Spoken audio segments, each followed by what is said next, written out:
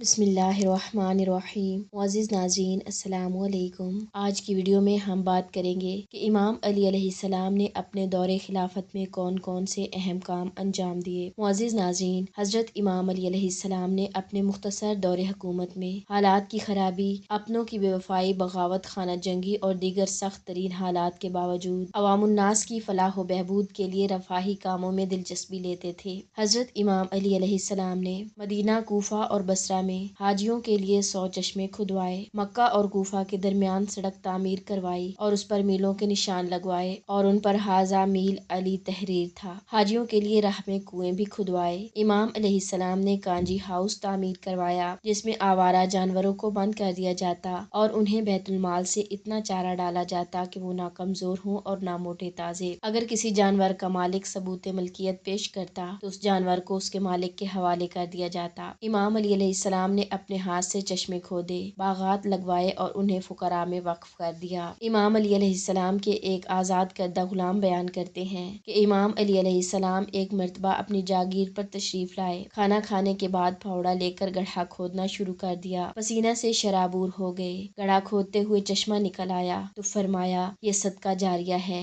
اور اپنے ہاتھ سے تحریر قلم بند فرمائی، یہ وہ ہے جسے خدا کے بندے علی امیر المومنین نے صدقہ کیا ہے۔ یہ دونوں جاگیریں فقرائے مدینہ اور مسافروں کے لیے صدقہ کی ہیں تاکہ ان کے ذریعے اپنے چہرے کو قیامت کے دن جہنم کی آگ سے بچائیں۔ ان دونوں جاگیروں کو نہ بیچا جا سکتا ہے اور نہ ہبہ کیا جا سکتا ہے، یہاں تک کہ اس کی بازگشت اللہ کی طرف ہو، اور وہ بہترین وارث ہے۔ البتہ اگر حسن و حسین علیہ السلام کو ان کی احتیاج و ضرورت ہو تو ان کے لیے کوئی بندش نہیں ہے اور ان کے علاوہ کسی کو یہ حق حاصل نہیں ہے۔ حضرت امام علی علیہ السلام نے تعمیر مسجد کی طرف بھی توجہ فرمائی۔ مدینہ میں مسجد فتح تعمیر کی، کوہ احد کے دامن میں حضرت حمزہ کی قبر کے پاس ایک مسجد تعمیر کی، میقات میں مسجد بنوائی، کوفہ، بصرہ اور آبادان میں مسجدیں بنوائیں۔ صفین کی طرف جاتے ہوئے جب افطار میں منزل کی تو وہاں بھی مسجد کی تعمیر کی۔ امام علی علیہ السلام کا سب سے بڑا کارنامہ عدل و انصاف کی بنیاد کو مضبوط کرنا تھا۔ آپ نے کبھی کسی کے ساتھ ناانصافی نہیں کی، چاہے وہ کتنا ہی قریبی کیوں نہ ہو، حتیٰ کہ اپنے بھائی عقیل کو بھی عدل سے محروم نہیں کیا۔ امام علی علیہ السلام فرماتے تھے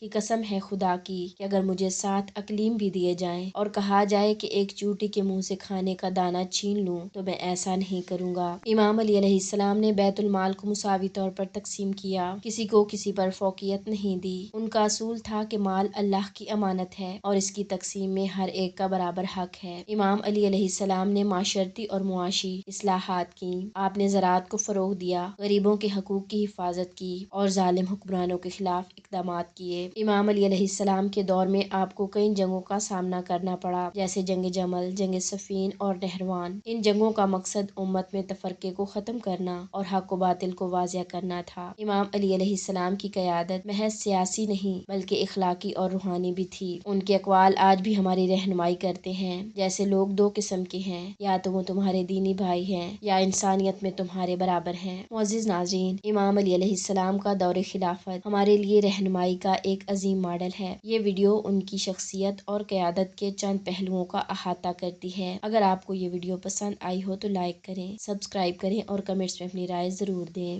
اللہ تعالی ہمیں امام علی علیہ السلام کے اصولوں پر عمل کرنے کی توفیق